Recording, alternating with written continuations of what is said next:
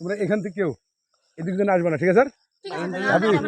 ভাবি কেউ মাথা খারাপ করো না, সমস্ত দিন। আপনি যে থানায় রেখেছিল তা না? হোল্ডিং সেন্টারে মেলা লোক আছে কজন? তো ফরিদপুর ক্যাম্প। ফরিদপুর কোন এলাকা? এই ফরিদপুর, হ্যাঁ? ও, ফরিদপুর জেলা, এই চাপাই। ও, পুশ ইন বা বৈধ অনুপ্রবেশ কোনো অবস্থাতেই গ্রহণযোগ্য হবে না। হুঁশিয়ার, সাবধান। পুশ ইন বা অবৈধ অনুপ্রবেশ রোধে বিজিবি সর্বদা সতর্ক অবস্থানে রয়েছে।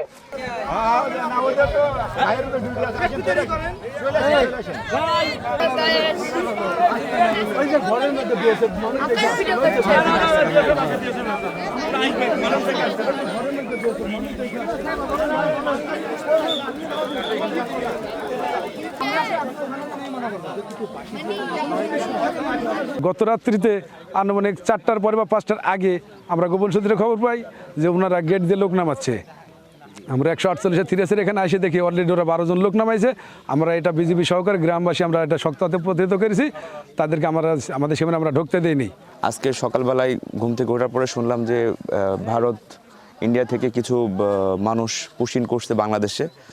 তৎক্ষণাৎ আমরা এলাকার মানুষ সবাই আসছি, যেহেতু দেশ আমাদের, আর এই দেশের বিরুদ্ধে যে সকল অপশক্তি ষড়যন্ত্রমূলক কাজকর্ম করবে, সে যে অপশক্তি হোক না কেন, আমরা বিজিবির সাথে একতা বোধ করে আমরা মাঠে আছি। এই সাধারণ পাবলিক আর এই বিজিবি দেশের সার্বভৌমত্ব রক্ষার জন্য বিজিবির সাথে, এবং আমরা সর্বক্ষণে এই হেল্প তারা দিয়ে যাব, এবং আমার এই অনুপ্রবেশকারীরে কখনো আমরা আশ্রয় দেওয়ার চেষ্টা করবো না। এই দেশে আমরা এই দেশের জন্য সর্বক্ষণ তাদের সাথে বিজিবির সাথে থাকবো।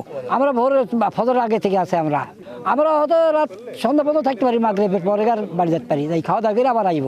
ভোর 5টা 5:30টার দিকে বিএসএফরা 10 থেকে 12 জন ইন্ডিয়ান নাগরিক পুশিং করার চেষ্টা করে, এবং এই চেষ্টা করলে বিডিআরদের সাথে আমরা সর্বদাই থাকি, এবং আমাদের নজরে পড়লে সেটা আমরা বিডিআরদের ডেকে আবার ইন্ডিয়ার ভিতরে পাঠাই দিই। এখন বর্তমানে বিডিআররা আছে, জনসাধারণ আছে, আমরা সবাই সহযোগিতা করছি। ভোর রাতে বিএসএফ আমাদের এই প্রাকপুর এরিয়া দিয়ে 12 জনকে পুশিং করার চেষ্টা করেছিল।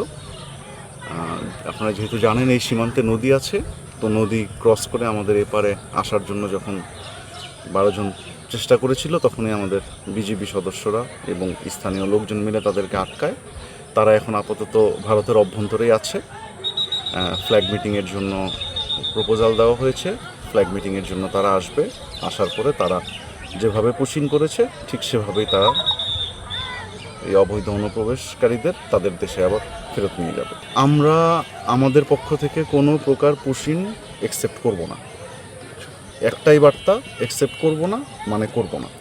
এই কুষ্টিয়ার সীমান্তে আপনি জানেন আমার দায়িত্বপূর্ণ এলাকা কুষ্টিয়া মেহেরপুর দুইটা জুড়েই। তো কুষ্টিয়ার সীমান্তে এবারই প্রথম, মেহেরপুরের সীমান্তে বেশ কয়েকবার অ্যাটেম্প নিয়েছে। এই 12 জনের পরিচয় সম্পর্কে কোনো প্রকার কোনো কিছু আমরা জানার চেষ্টাও করিনি। আমাদের কাছে এরা অবৈধ অনুপ্রবেশকারী, এবং এদেরকে জোর করে আমাদের দেশে পুশিং করার চেষ্টা করা হয়েছে, এটাই এদের পরিচয়। আপনার চ্যানেলের নাম কি জানেন? এই চ্যানেলে